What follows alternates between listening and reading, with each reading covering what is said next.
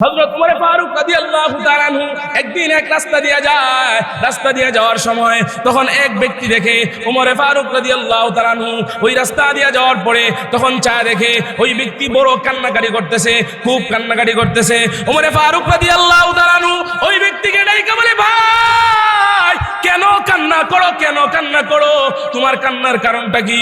তখন ওই ব্যক্তি ডাইকা বলে, হে আল্লাহর সাহাবী ওমর, আমি যে কান্নাকারি করি ওই কান্নার একটা কারণ আছে। ওমর রাদিয়াল্লাহু তাআলা আনহু বলে, কি কি কারণ আমাকে একটু বলো না। ওমর ফারুক রাদিয়াল্লাহু তাআলা আনহু যখন ওই ব্যক্তিকে ডাইকা বলে কি কারণ, তখন ওই ব্যক্তি ডাইকা বলে, না না না, তোমার কাছে বললে এটা সমাধান পাওয়া যাবে না। ওমর ফারুক রাদিয়াল্লাহু তাআলা আনহু যখন এই ঘটনা বলে, ওমর ফারুক রাদিয়াল্লাহু তাআলা আনহু যখন তার কাছে এই ঘটনা জানতে চায়, তখন ওমর ফারুক রাদিয়াল্লাহু তাআলা আনহুকে বলে না।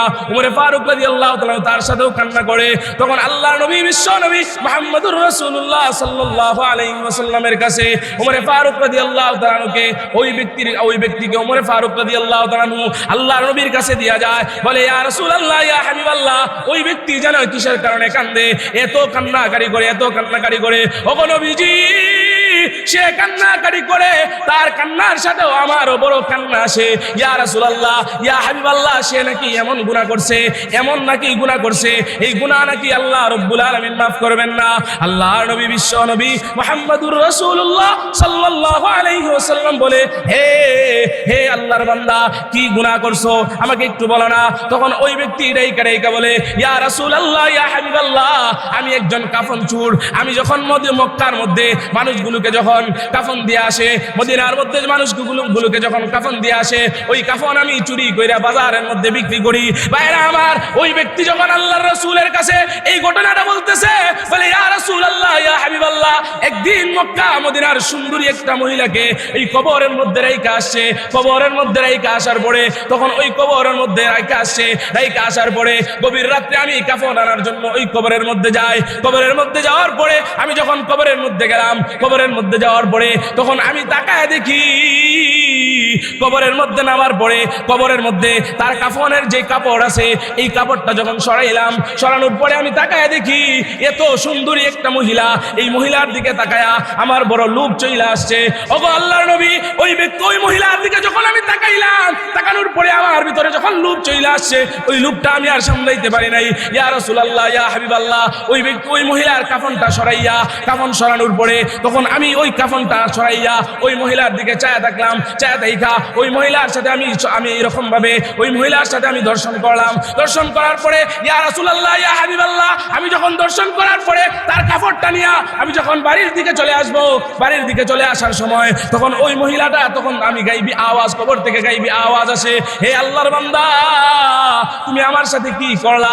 আল্লাহ রাব্বুল আলামিনের যখন বান্দা ইবাদত করে না, বান্দা যখন আল্লাহ রাব্বুল আলামিনকে চিনে না, বান্দা যখন আল্লাহ রাব্বুল আলামিনের হুকুমের মুখাপেক্ষী হয় না, বান্দা যখন আল্লাহ রাব্বুল আলামিনের ইবাদত না করে, যখন আল্লাহ রাব্বুল আলামিন অন্যের ইবাদতে মশগুল হয়ে যায়, বান্দা যখন আল্লাহ রাব্বুল আলামিনের ইবাদত ছাড়া অন্য কারো ইবাদতে মশগুল হয়ে যায়, তখন আল্লাহ রাব্বুল আলামিন বান্দাকে জানায়া দেয়, হে দুনিয়ার মানুষ, তুমি বান্দা, আমি আল্লাহ রাব্বুল আলামিন তোমাকে সৃষ্টি করেছি, আমি আল্লাহ রাব্বুল আলামিন তোমাকে আবার নিয়ে যাব। তবে বান্দা, তুমি মনে করো না আমি আল্লাহ রাব্বুল আলামিন তোমাকে অযথা সৃষ্টি করেছি, ও কারণে সৃষ্টি করেছি, তা নয়। আল্লাহ রাব্বুল আলামিন পবিত্র কোরআনের মধ্যে জানায় দেয় যে, বান্দা তুমি মনে করো না ও কারণে আমি সৃষ্টি করেছি, ও প্রয়োজনে, না না, আমি আল্লাহ রাব্বুল আলামিন পবিত্র কোরআনে জানায় দেই, ওয়ামা খালাকতুল জিন্না ওয়াল ইনসা ইল্লা লিয়াবুদুন। আল্লাহ রাব্বুল আলামিন বলেন, বান্দা তুমি মনে করো না আমি আল্লাহ রাব্বুল আলামিন তোমাকে অযথা বানাইছি, ও কারণে বানাইছি, না না না, আমি আল্লাহ রব্বুল আলামিন তোমাকে হায়াত দিয়েছি, আমি আল্লাহ রব্বুল আলামিন তোমাকে সুস্থতার নেয়ামত দিয়েছি, আমি আল্লাহ রব্বুল আলামিন তোমাকে দুনিয়াতে চলার মতো শক্তি দিয়েছি, আমি আল্লাহ রব্বুল আলামিন তুমি যেন দুনিয়ার মধ্যে থাকার পরে আমি আল্লাহ রব্বুল আলামিন নিয়ামতের বুক করতে পারো সেই তৌফিক আমি আল্লাহ দিয়েছি। কিন্তু বান্দা আমি আল্লাহ রব্বুল আলামিন তোমাকে সব দিলাম, আমি আল্লাহ রব্বুল আলামিন তোমাকে সব দান করলাম। হে বান্দা আমি আল্লাহ রব্বুল আলামিন তোমাকে সব দিয়া তোমাকে পরীক্ষা করলাম, দেখি বান্দা আমার প্রতি কতটুকু অগ্রসর হয়, দেখি বান্দা আমার প্রতি কতটুকু সে আমার দিকে অগ্রসর হয়, দেখি আমি আল্লাহ রব্বুল আলামিনকে কতটুকু চিনে, দেখি আমি আল্লাহ রব্বুল আলামিন বান্দা আমাকে কতটুকু মহব্বত করে।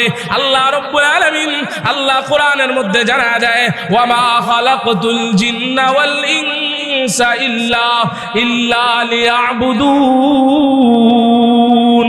আল্লাহ রব্বুল আলামিন জানা দেয় বান্দারে আমি আল্লাহ তোমাদেরকে শুধু সৃষ্টি করি নাই, দুনিয়ার মধ্যে আমি আরো জাতিকে সৃষ্টি করেছি। আমি আল্লাহ রব্বুল আলামিন শুধু তোমাকেই সৃষ্টি করি নাই, তুমি দুনিয়ার মধ্যে আসছো না না না, আমি আল্লাহ রব্বুল আলামিন আরেক জাতিকে সৃষ্টি করেছি, জিন জাতিকে। ওই জিন জাতিও দুনিয়ার মধ্যে আসার পরে আমি মাওলার ইবাদত করবে, তুমিও বান্দা আমার ইবাদত করবা। হে দুনিয়ার মানুষ তুমি যখন আমার ইবাদত করবা আমি আল্লাহ রব্বুল আলামিন তোমার ইবাদত আমার ইবাদত করার পরে আমি আল্লাহ রব্বুল আলামিন তোমার প্রতি রাজি খুশি হইয়া আমি আল্লাহ তোমার জন্য জান্নাত সৃষ্টি করেছি, আমি আল্লাহ রব্বুল আলামিন তোমার জন্য জান্নাত বানায় রাখছি। হে দুনিয়ার মানুষ আমি আল্লাহ রব্বুল আলামিন তোমার জন্য এত নাজ নিয়ামত জান্নাতের মধ্যে রেখে দিয়েছি, আখিরাতের ময়দানে যেন তুমি নাজাত পাওয়া যাও সেই ব্যবস্থা আমি আল্লাহ করে দিয়েছি। হে দুনিয়ার মানুষ কিন্তু আমি আল্লাহ তোমার জন্য সব করলাম, আমি আল্লাহ তোমার জন্য সব কিছুর ব্যবস্থা করলাম, আমি আল্লাহ রব্বুল আলামিন তোমার জন্য দুনিয়া থেকে যাওয়ার পরে জান্নাতের ব্যবস্থা করলাম, জান্নাতের নাজ নিয়ামত দিলাম, জান্নাতের সব কিছু দিলাম। কিন্তু রে বান্দা তুমি দুনিয়ার মধ্যে থাকার পরে আমি আল্লাহ রব্বুল আলামিনকে ভুইলা যাও, আমি আল্লাহ রব্বুল আলামিনকে চিনো না, আমি আল্লাহ রব্বুল আলামিনকে ভুইলা গিয়া তুমি আমি আল্লাহ রব্বুল আলামিনের নাফরমানি করো না, বরং তুমি তোমার নাফরমানির মধ্যে লিপ্ত হয়ে যাও। তুমি যেই কাজে মন চায় সেই কাজের মধ্যে চইলা যাও, তুমি যেই কাজ করার মন চায় সেই কাজ করতে পারো। কিন্তু রে বান্দা আমি আল্লাহ রব্বুল আলামিন তোমাকে এত মহব্বত করলাম, এত ভালোবাসলাম, এত কিছু দিলাম, এত কিছু করার পরেও বান্দা তোমার মনটা আমি পাইলাম না, এই কারণে আমি আল্লাহ রব্বুল আলামিন তোমার প্রতি রাজি আমি অসন্তুষ্ট নয়। কিন্তু বান্দা তুমি দুনিয়ার মধ্যে থাকার পরে আমি আল্লাহ রব্বুল আলামিনকে যদি মৃত্যুর এক মুহূর্তে আগ পর্যন্ত তুমি যদি একবার আমাকে ডাক দিতে পারো, ওগো আল্লাহ তুমি আমার রব। আল্লাহ রব্বুল আলামিন পবিত্র কোরআনের মধ্যে জানা দেয় কুল ইয়া ইবাদিয়াল্লাযীনা আসরাফু আলা আনফুসিহিম লা তাকনাতু মির রাহমাতিল্লাহ। বান্দা তুমি দুনিয়ার মধ্যে আসার পরে আমি আল্লাহ রব্বুল আলামিনের হুকুম পালন করো নাই কোনো সমস্যা নাই, আমি আল্লাহ রব্বুল আলামিনের ইবাদত করো নাই কোনো সমস্যা নাই, আমি আল্লাহ রব্বুল আলামিনকে ভুইলা গেছো কোনো সমস্যা নাই। কিন্তু বান্দা তুমি আমার রহমত দিকে নৈরাশ হয়ে যায় না, আমি আল্লাহ রব্বুল আলামিনকে ভুইলা যায় না, আমি আল্লাহ রব্বুল আলামিনকে ভুইলা গেলে বান্দা দুনিয়ার মধ্যে তোমাকে মানুষগুলো ভুইলা যাইতে পারে, কিন্তু বান্দা আমি তোমাকে বলতে পারি না। বান্দা তুমি তোমার খাবারের প্রয়োজন হলে আমি আল্লাহ খাবারের ব্যবস্থা করে দেই, বান্দা তোমার যখন তোমার যেই কিছু প্রয়োজন হয় আমি আল্লাহ রব্বুল আলামিন সব কিছুর ব্যবস্থা করে দেই। কিন্তু বান্দা আমি তারপরেও চায় দেখি বান্দা কখন আমার প্রতি ঝুঁকবে, বান্দা কখন আমার ইবাদত করবে, বান্দা কখন আমার প্রতি আমি আল্লাহ রব্বুল আলামিনের ইবাদতের মধ্যে মশগুল হবে। বান্দা যখন ইবাদতের মশগুল হয় আমি ফেরেশতাদেরকে জানা দেই, ভয় ফেরেশতারা দেখো দেখো দেখো আমার বান্দাগুলো আমার প্রতি কেমন মহব্বত, আমার প্রতি কেমন ভালোবাসা, আমার প্রতি কেমন দয়া, আমাকে কেমন ভাবে তারা আল্লাহ রব্বুল আলামিন মানে আমি আল্লাহ রব্বুল আলামিন যে তাদের এক, সেই এক তারা বিশ্বাস করে। এক বিশ্বাস করার পরে আমি আল্লাহ রব্বুল আলামিনের প্রতি তারা এমন ভাবে ঝুঁকতেছে, ও ফেরেশতারা তোমরা সাক্ষী থাকো আমি আল্লাহ রব্বুল আলামিন তাদেরকে দুনিয়ার মধ্যে যদিও তারা শান্তি না পায় কিন্তু আমি আল্লাহ রব্বুল আলামিন তাদেরকে আখিরাতের মধ্যে শান্তির জায়গা জান্নাত দান করব। আল্লাহ রব্বুল আলামিন দুনিয়াতেও যদি বান্দাকে শান্তির স্থানে না রাখে কিন্তু আল্লাহ আখিরাতের মধ্যে শান্তির জায়গা এই জান্নাত যে দান করবে এটা কে ওয়াদা করেছেন? আল্লাহ। ভাইরা আমার এই কারণে আল্লাহ রব্বুল আলামিনের আল্লাহ রাব্বুল আলামিনের দয়া থেকে আমাকে নিরাশ হওয়া যাবে না। আমি গুনাহ করছি, কোনো সমস্যা নাই, একটা ঘটনা বললে আপনাদেরকে বুঝে আসবে। ভাইয়েরা আমার, হযরত ওমর ফারুক রাদিয়াল্লাহু তাআলা আনহু একদিন এক রাস্তা দিয়ে যায়। রাস্তা দিয়ে যাওয়ার সময় তখন এক ব্যক্তি দেখে ওমর ফারুক রাদিয়াল্লাহু তাআলা আনহু ওই রাস্তা দিয়ে যাওয়ার পরে তখন দেখে ওই ব্যক্তি বড় কান্নাকাটি করতেছে, খুব কান্নাকাটি করতেছে। ওমর ফারুক রাদিয়াল্লাহু তাআলা আনহু ওই ব্যক্তিকে ডাইকা বলে, ভাই কেন কান্না করো, কেন কান্না করো, তোমার কান্নার কারণটা কি? তখন ওই ব্যক্তি ডাইকা বলে, হে আল্লাহর সাহাবী ওমর, আমি যে কান্নাকাটি করি ওই কান্নার একটা কারণ আছে। ওমর রাদিয়াল্লাহু তাআলা আনহু বলে, কি কারণ আমাকে একটু বলো না। ওমর ফারুক রাদিয়াল্লাহু তাআলা আনহু যখন ওই ব্যক্তিকে ডাইকা বলে কি কারণ, তখন ওই ব্যক্তি ডাইকা বলে, না তোমার কাছে বললে এটা সমাধান পাওয়া যাবে না। ওমর ফারুক রাদিয়াল্লাহু তাআলা আনহু যখন এই ঘটনা বলে, ওমর ফারুক রাদিয়াল্লাহু তাআলা আনহু যখন তার কাছে এই ঘটনা জানতে চায়, তখন ওমর ফারুক রাদিয়াল্লাহু তাআলা আনহুকে বলে না। ওমর ফারুক রাদিয়াল্লাহু তাআলা আনহু তার সাথেও কান্না করে। তখন আল্লাহর নবী, বিশ্ব নবী মুহাম্মদুর রাসূলুল্লাহ সাল্লাল্লাহু আলাইহি ওয়াসাল্লামের কাছে ওমর ফারুক রাদিয়াল্লাহু তাআলা আনহুকে ওই ব্যক্তিকে ওমর ফারুক রাদিয়াল্লাহু তাআলা আনহু আল্লাহর নবীর কাছে দিয়া যায়, বলে, ইয়া রাসূলুল্লাহ, ইয়া হাবিবাল্লাহ, ওই ব্যক্তি জানো কিসের কারণে কান্দে, এত কান্নাকাটি করে। ওগো নবীজি, সে কান্নাকাটি করে, তার কান্নার সাথেও আমারও বড় কান্না আসে।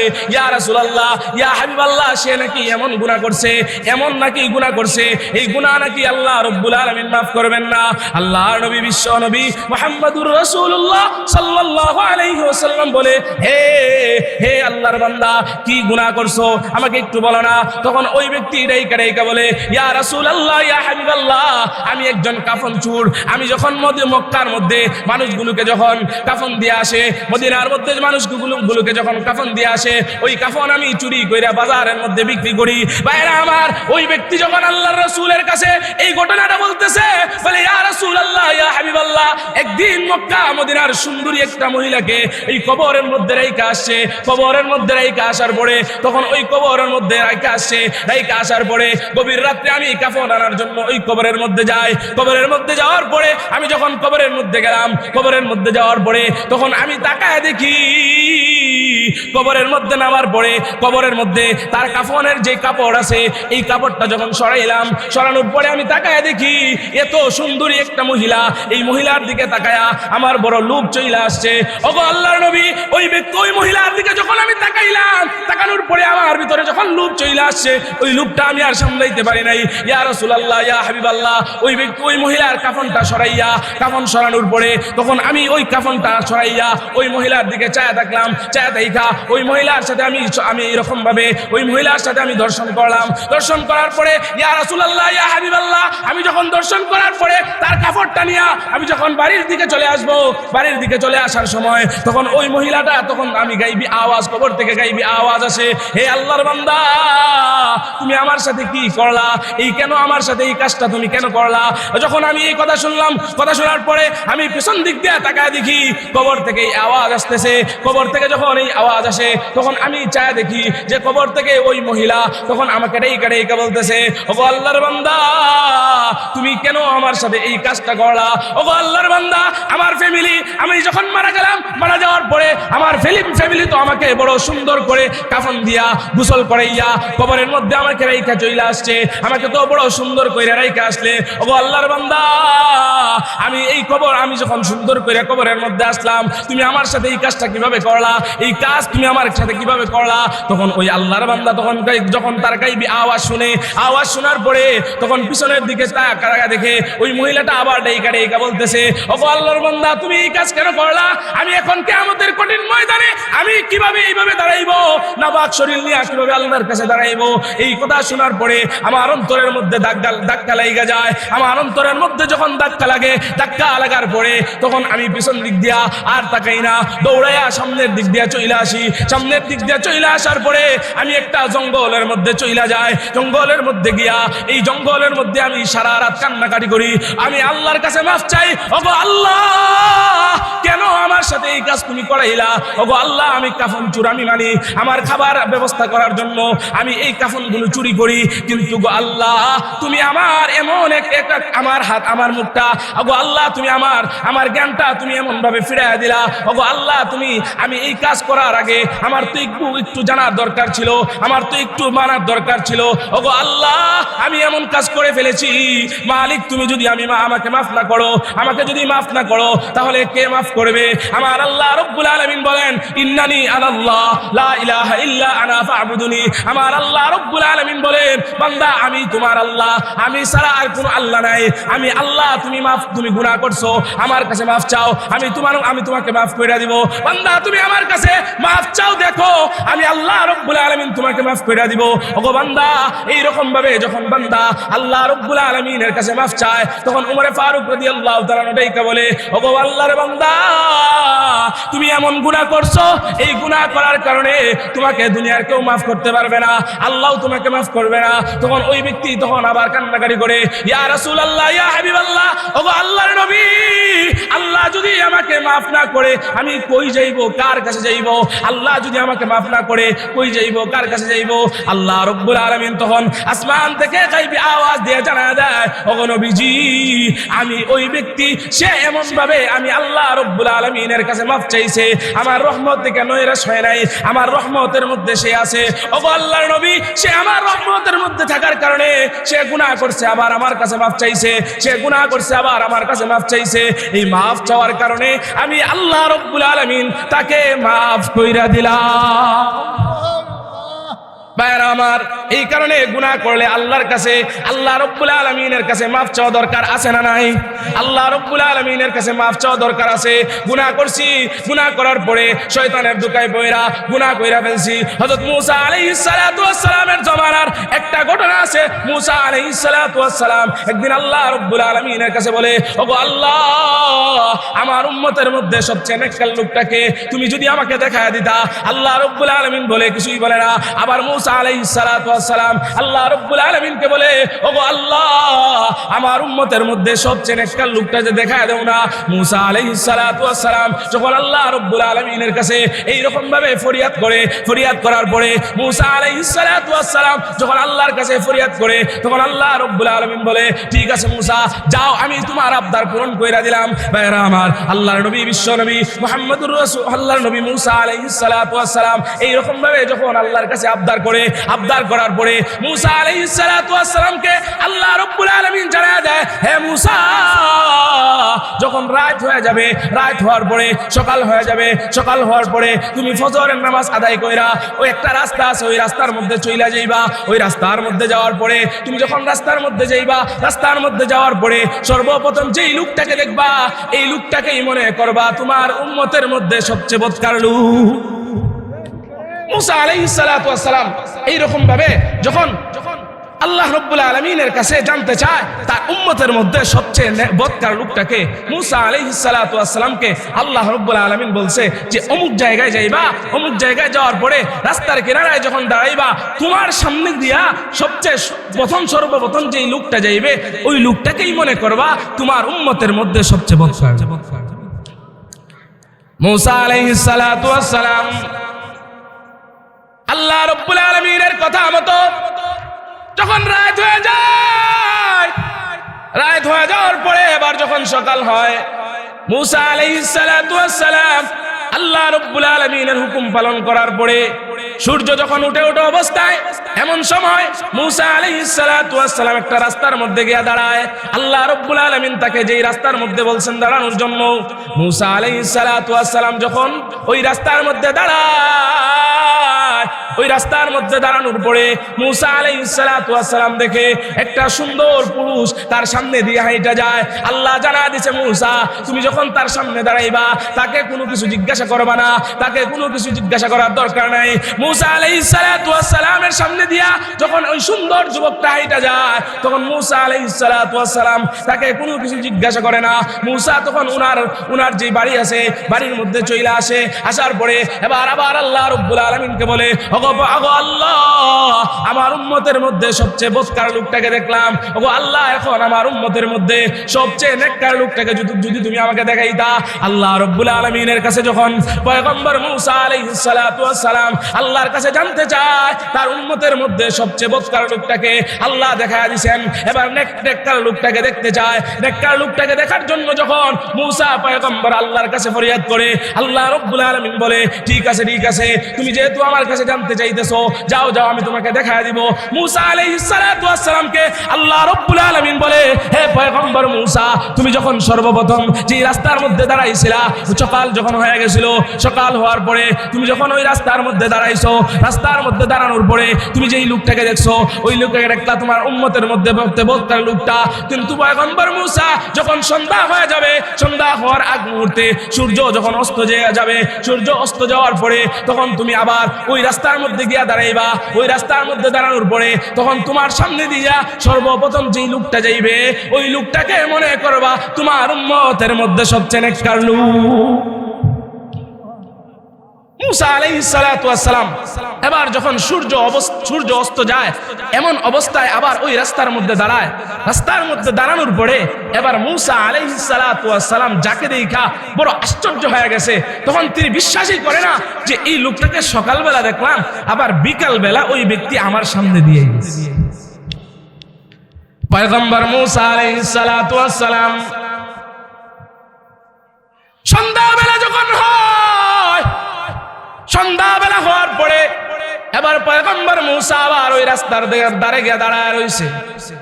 আল্লাহ রাব্বুল আলামিন তার উম্মতের মধ্যে সবচেয়ে নেককার লোকটাকে দেখাইবে। পয়গম্বর মূসা আলাইহিস সালাতু ওয়াস সালাম যখন ওই রাস্তার দিক দিয়ে দাঁড়ায়, রাস্তার কাছে দাঁড়ানোর পরে এবার মূসা পয়গম্বর তাকায় দেখে সকালবেলা যেই ব্যক্তিটা মূসা পয়গম্বরের সামনে দিক দিয়ে গেছে, সন্ধ্যাবেলা ওই ব্যক্তি আল্লাহ রাব্বুল আলামিন তাকে নেককার বানায়া তার সামনে দিয়া পাঠাইছে। মূসা আলাইহিস সালাতু ওয়াস সালাম আশ্চর্য হয়ে গেছে, সিজদায় পড়ে আল্লাহ রাব্বুল আলামিনকে বলে, ওগো আল্লাহ, এটা কিভাবে সম্ভব?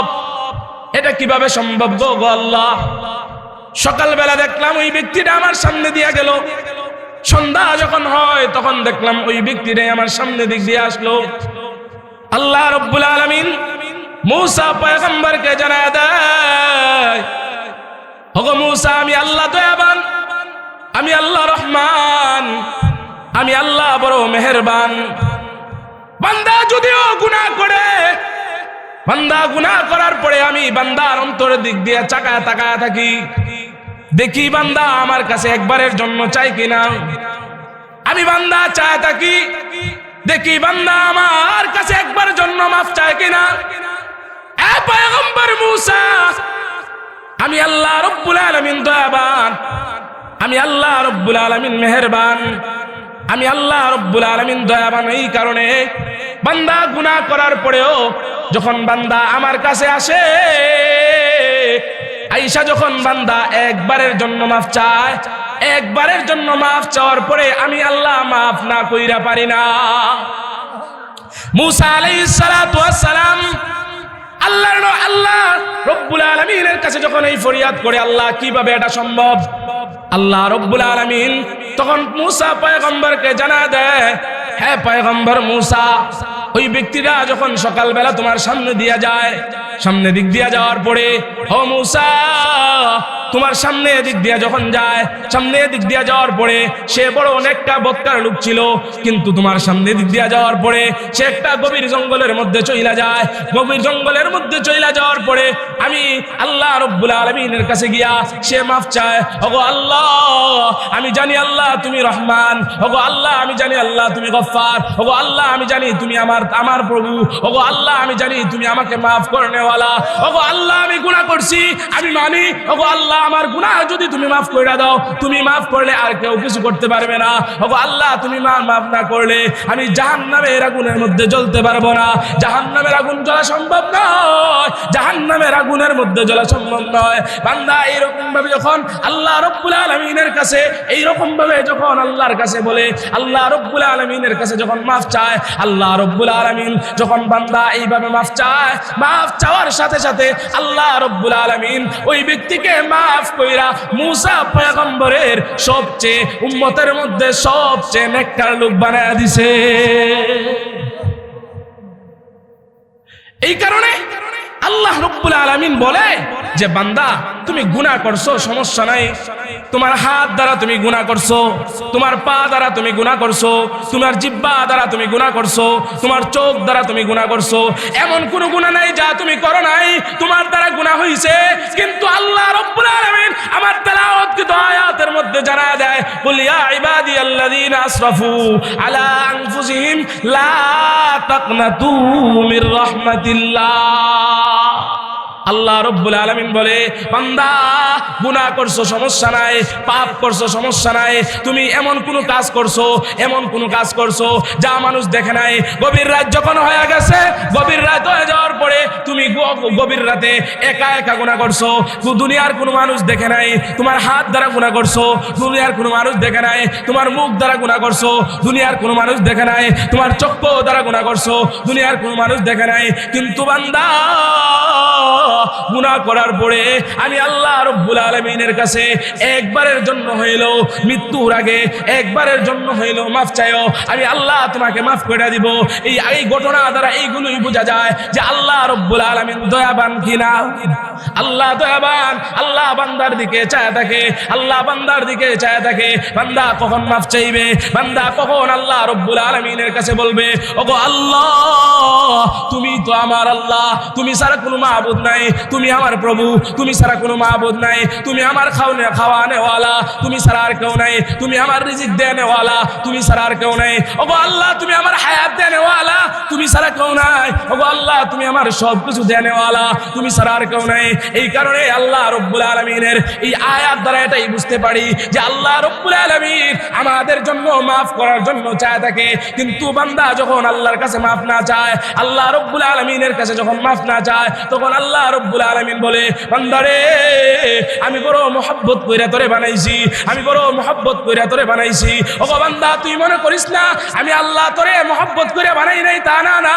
আমি আল্লাহ সূরাতুর রহমানের মধ্যে জানা যায়, আর রহমান আল্লামাল কুরআন খালাকাল ইনসান। ওগো বান্দা আমি আল্লাহ রহমান, আমি আল্লাহ তোমার জন্য রহমান। তুমি যেই কাজের মধ্যে যাইবা ওই কাজের মধ্যে আমি আল্লাহ রহমান। তুমি গুনার মধ্যে গেলো, গভীর রাত্রে যখন দরজা বন্ধ কইরা তুমি গুনাহ করো, এমন কোনো গুনাহ নাই যা তুমি করো নাই। কিন্তু বান্দা তুমি গুনাহ করার পরেও আমি আল্লাহ যদি পারতাম ওই সময় তোমার গুনাহ অবস্থায় আমি আল্লাহ তোমাকে নিয়ে যাইতাম, কিন্তু আমি আল্লাহ তোমাকে নিয়ে যাই নাই। আমি আল্লাহ তোমাকে গুনাহ করার পরেও আমি আল্লাহ তোমাকে নিয়ামত দিতেছি, যেন বান্দা তুমি আমার দিকে ফিরে আসো, যেন বান্দা তুমি আমাকে ভালো মতন চিনো, যেন বান্দা তুমি আমাকে চিনার পরে তুমি আমাকে এমন ভাবে চিনো যে মনে হয় যে আল্লাহ এবং তার রাসূল, আল্লাহ এবং তার বান্দার মধ্যে কোনো পার্থক্য নাই। বান্দা যখন গভীর রাত হয়ে যায় চোখের পানি ফালায়া আল্লাহ রাব্বুল আলামিনের কাছে যখন মাফ চায়, আল্লাহ রাব্বুল আলামিনের কাছে যখন বলে, ওগো আল্লাহ সারা দিন আমি গুনাহ করছি, ওগো আল্লাহ গভীর রাত যখন হয়ে গেছে, ওগো আল্লাহ কিত গুনাহগুলো নিয়ে তোমার কাছে মাফ চাইতেছি, কিত গুনাহগুলো নিয়ে তোমার কাছে মাফ চাইতেছি, ওগো আল্লাহ তুমি আমাকে মাফ কইরা দাও। বান্দা যখন গভীর রাতে এইভাবে আল্লাহ রাব্বুল আলামিনের কাছে মাফ চায়, আল্লাহ রাব্বুল আলামিন জানায়া দেয়, বান্দারে তুমি যখন মাফ চাও, মাফ চাওয়ার সাথে সাথে আমি আল্লাহ রাব্বুল আলামিন তোমাকে মাফ না কইরা পারি না। এই কারণে আল্লাহর কাছে মাফ চাওয়া দরকার আছে না নাই? আল্লাহর দয়া থেকে নিরাশ কখনো হব না। আল্লাহ রাব্বুল আলামিনকে সব সময় অন্তর দিয়ে ভালোবাসবো তো ইনশাআল্লাহ। আল্লাহ আমার জন্য হায়াত, আমার আল্লাহ আমারে সবকিছু দিয়েছেন, ওই আল্লাহকে মহব্বত করা দরকার আছে না নাই? আল্লাহ রাব্বুল আলামিন আমাদের সবাইকে কথাগুলোর উপর আমল করার তৌফিক দান করুক। ওয়া আখির দাওয়ানা আলহামদুলিল্লাহি রাব্বিল আলামিন। হযরত চলে আসে।